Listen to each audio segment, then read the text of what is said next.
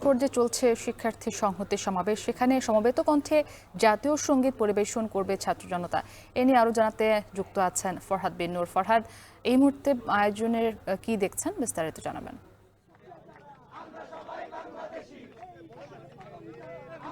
ধন্যবাদ। আমরা দেখছি যে ঢাকা বিশ্ববিদ্যালয়ের যে রাজু ভাস্কর্য, সেখানে সন্ধ্যা 7টার দিকে শিক্ষার্থীরা অনেকে আসতে শুরু করেন এবং এখানে এই মুহূর্তে রাজু ভাস্কর্যের পাদদেশে শিক্ষার্থীরা নানা রকম স্লোগান দিচ্ছে।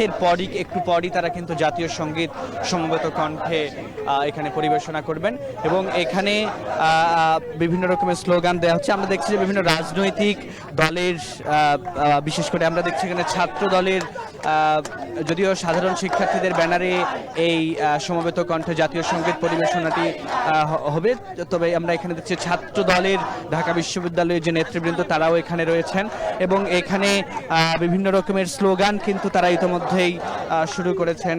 তারা বলছেন যে আমার সোনার বাংলায় রাজাকারের ঠাঁই নাই। তারা আরও স্লোগান দিচ্ছেন, পাকিস্তানের দালালেরা হুঁশিয়ার সাবধান, পাকিস্তানের প্রেতাত্মারা হুঁশিয়ার সাবধান, ৭১-এর শহীদেরা লও লও লও সালাম। তারা আরও স্লোগান দিচ্ছেন, তুমি কে আমি কে, বাংলাদেশি বাংলাদেশি।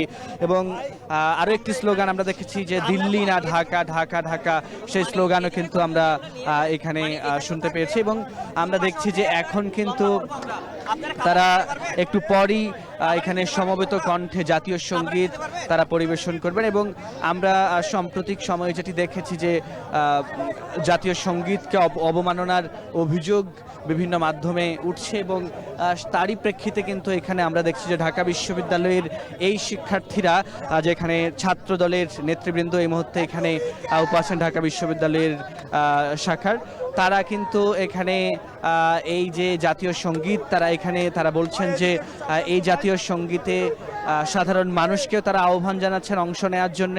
যারা পথচারী বিভিন্ন সড়কে যারা এই মুহূর্তে অবস্থান করছেন এর আশপাশে, তাদেরকেও এই জাতীয় সঙ্গীত যে পরিবেশনা করবে তারা একটু পরই তাতে কিন্তু তারা অংশ নেওয়ার জন্য সবাইকে আহ্বান জানাচ্ছে এবং তারা এখানে স্লোগান দিচ্ছেন, তুমি কে আমি কে, বাংলাদেশি বাংলাদেশি। তারা স্লোগান দিচ্ছেন, পাকিস্তানের দালালেরা হুঁশিয়ার সাবধান, পাকিস্তানের প্রেতাত্মারা হুঁশিয়ার সাবধান।